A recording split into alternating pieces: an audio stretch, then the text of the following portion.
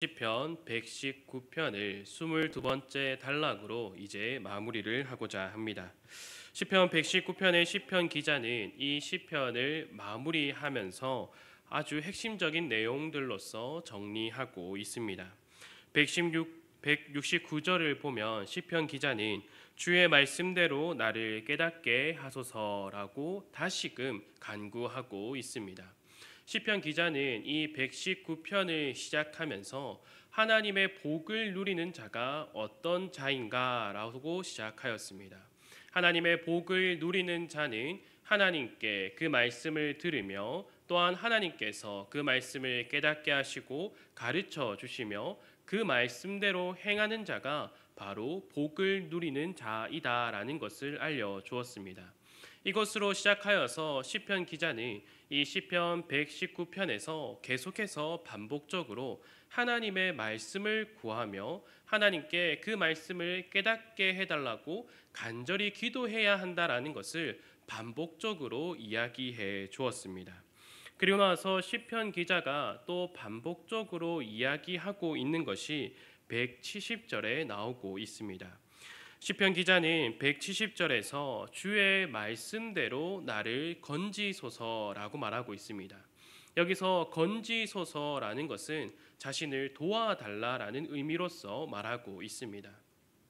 시편 기자가 이 119편에서 어떠한 것을 향하여서 하나님께 도움을 구했습니까?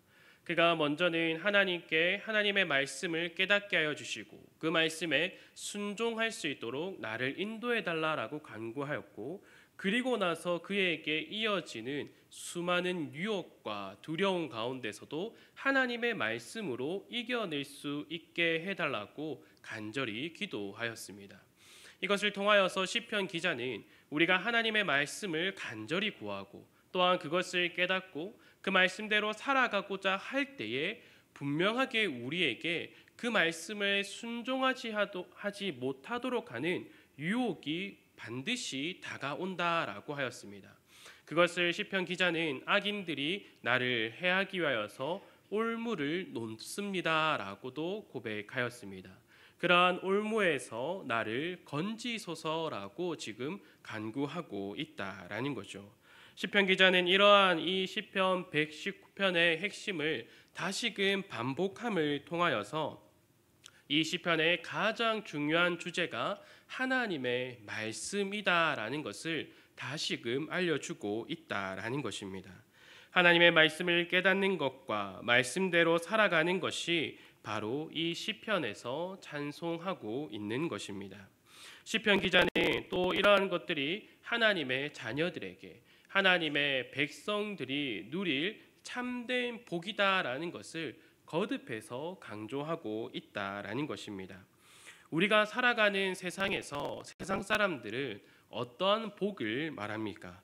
그들이 사주팔자를 보러 갈 때에 여러 가지 점치는 사람들은 10가지의 복을 말한다라고 합니다.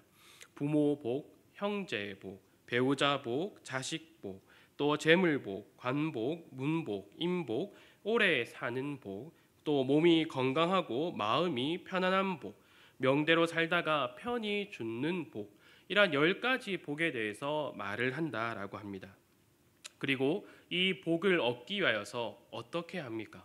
집에 있는 가구의 위치까지도 알려주고 어떠한 식물이 또 집안에 있으면은 복이 들어온다라고 말하고 어떠한 동물을 키우는 것도 복이 들어온다. 아주 수만 가지의 일들을 말하면서 그 복을 누리려면 어떻게 살아가야 하는 것까지도 이야기해주고 있다라는 것입니다. 시편 기자는 이러한 것들이 우리가 살아갈 때 누릴 복이 아니라 우리가 누릴 수 있는 참된 복은 하나님의 말씀을 깨닫는 것이고 또한 그 말씀에 순종하는 것, 또한 우리가 여러 가지 어려움 속에 있을지라도 말씀을 의지함으로써 이겨내는 것이 참된 복이다라는 것을 말해주고 있는 것입니다. 그래서 시편 기자가 이것을 반복적으로 말하고 있는 것입니다. 왜 이렇게 반복적으로 이야기하는 것입니까? 우리가 이것을 잊어버리기 때문입니다. 우리가 우리의 삶을 살아가다가 성도로서 어떠한 복을 누리며 살아가야 하는지를 잊어버린다라는 것이죠. 우리가 한 번은 하나님의 간구를 하며 하나님의 도우심을 구하지만 어떻습니까? 한 번 똑같은 유혹이 다가올 때 내가 이겨낼 수 있겠구나라고 생각을 한다라는 겁니다. 나의 힘으로, 나의 능력으로 할 수 있다라고 생각을 한다라는 거죠. 그러나 시편 기자는 계속해서 반복함을 통하여서 우리가 우리의 힘으로, 우리의 노력으로는 절대로 그것을 이겨낼 수 없다라는 것을 반복해서 말해 줍니다. 그래서 시편 기자는 우리의 기도가 하나님의 말씀을 구하며 그것을 깨닫기 위하여 기도하며 또한 우리가 여러 가지 올무 앞에 놓일 때에도 하나님의 말씀을 구해야 한다라는 것을 아주 이 긴 시편을 통하여서 우리들에게 알려주고 있다라는 것입니다. 또 시편 기자는 하나님의 말씀을 배우고 하나님의 말씀을 깨달음을 통하여서 자신이 행했던 모든 행위들이 거짓된 것이었고 내 마음이 하나님을 향한 것이라고 생각했지만 그 말씀을 가지고 나를 돌아보니 나의 마음은 하나님을 향하고 있는 것이 아니라 나의 탐욕을 향하여 있었으며 또한 나의 눈이 하나님을 향하여서 있는 것이 아니라 세상의 허탄한 것들을 바라보고 있었다라는 것도 고백하였습니다. 시편 기자는 이러한 자신의 모습들을 하나님의 말씀을 통하여서 깨달을 수 있었다라고도 고백해 주고 있습니다. 그러나 하나님의 말씀으로 이것을 깨닫지 못한 자에 대해서는 어떻게 말하고 있었습니까? 두 마음을 품은 자라고 했습니다. 심지어는 하나님의 말씀을 떠난 자, 하나님을 배역한 자라고도 표현하였습니다. 하나님의 말씀을 깨닫는 것이 더욱더 중요하다라는 것을 강조하기 위하여서 시편 기자가 이러한 표현들을 사용하고 있다라는 것입니다. 시편 기자는 우리들에게 하나님의 말씀을 통하여서 우리의 자신을 돌아보며 또한 언제나 하나님을 향하도록 우리의 마음이 온전히 하나님께 향할 수 있도록 그 하나님의 말씀을 반드시 구해야 한다라는 것을 거듭해서 강조하고 있다라는 겁니다. 트로트 가수 중에서 김연자라는 가수가 있습니다. 아마 이 가수를 이름을 모른다 해도 아모르 파티라는 이 가요는 알고 있을 겁니다. 많은 사람들이 이 아모르 파티의 노래를 듣고 공감하여서 즐겁게 부르는 모습들이 TV나 또 여러 가지 매체들을 통하여서 제가 접한 적이 있습니다. 이 아모르 파티, 저는 처음에 이 아모르 파티라는 그 제목을 들었을 때 그 가사랑 조금 이어서 생각해서 모르겠다, 파티나 하자, 이런 가사인가 싶을 정도로 그 가사가 세상에 있는 것들을 즐기자, 내가 원하는 것들을 하고 나의 행복을 찾아가자라는 그 가사가 있어서 이 진짜 모르겠다, 파티나 하자, 이런 가사인 줄 알았습니다. 그런데 이 아모르 파티는 어떤 뜻을 가지고 있냐면 내 생애를 사랑하자, 내 인생을 사랑하자라는 뜻을 가지고 있는 것입니다. 그래서 가사를 보면 산다는 게 다 그렇지 뭐라고 시작하면서 모든 걸 잘할 수 없고 실패할 수도 있다라고 말합니다. 그리고 가슴 뛰는 대로 살아가자라는 게 이 아모르 파티의 가사입니다. 우리가 살아갈 때 세상에서도 다 이렇게 말하지 않습니까? 인생이 뭐 다 그렇지, 울 때도 있고 웃을 때도 있다라고 말합니다. 이러한 인생을 살아갈 때 나만 행복하면 된다라고 말하는 것이 우리가 살아가는 사회의 생각이고 모습이다라는 거죠. 그러나 시편 기자가 이 시편 119편에서 고백하고 있는 것이 무엇입니까?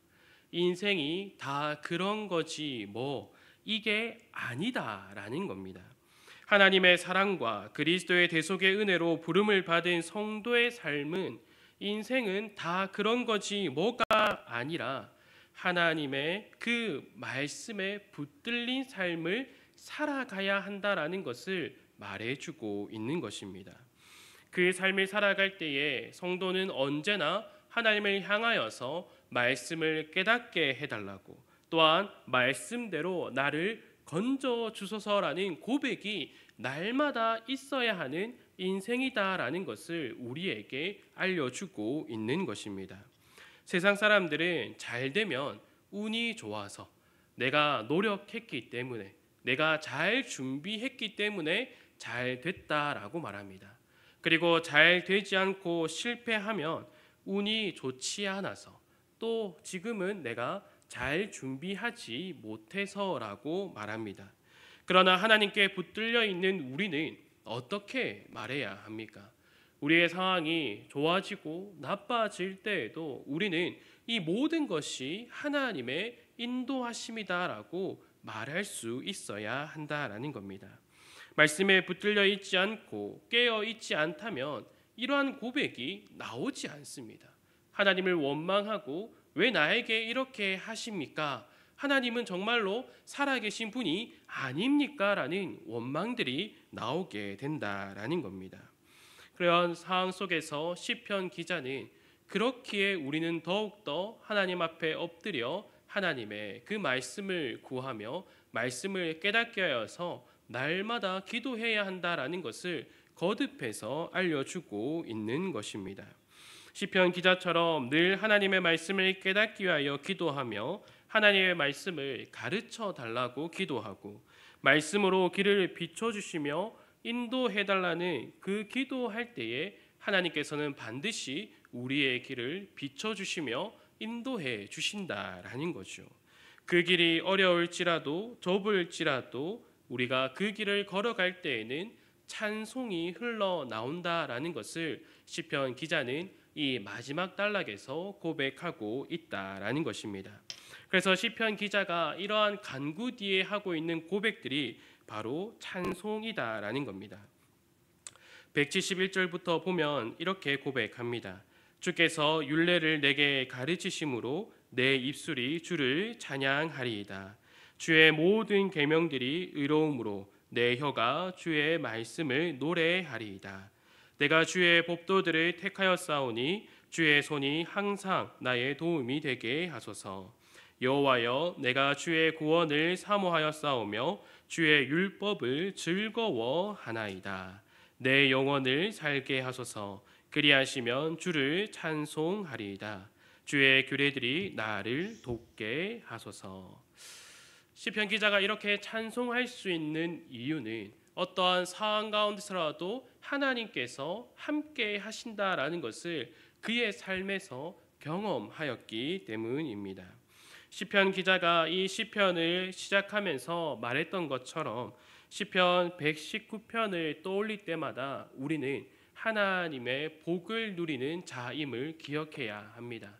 언제나 우리가 이 복을 누린다는 것은 그저 잘 되는 것이다라고 생각하는 것이 아니라 하나님께서 우리에게 말씀하여 주시고 또한 그 말씀을 우리에게 너희가 해석해라가 아니라 하나님께서 그 말씀을 우리에게 알려주시고 가르쳐 주심을 통하여서 우리가 어디로 가야 할지 또한 우리가 어떻게 행동하고 어떻게 살아가야 할지를 하나님께서 우리들에게 말씀하여 주신다라는 것을 분명하게 알아야 한다라는 겁니다.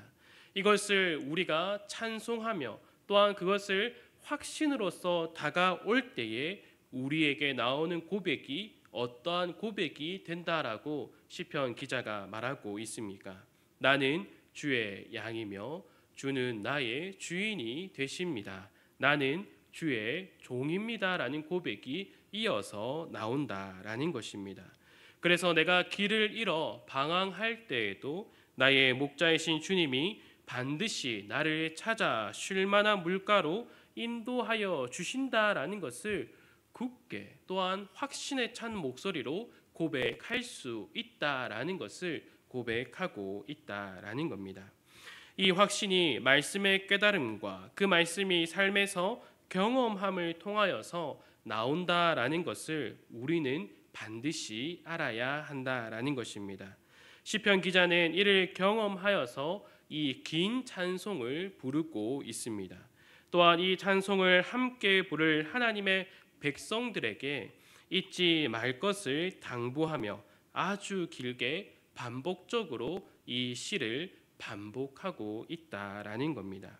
우리는 언제나 이 시편 119편을 생각할 때 성경에서 가장 긴 시편 이렇게 기억하는 것이 아니라 시편 기자가 왜 이렇게 반복적으로 길게 고백하고 있는가? 이렇게 길게 고백함을 통하여서 시편 119편을 생각할 때에 무엇을 떠오르게 하는가?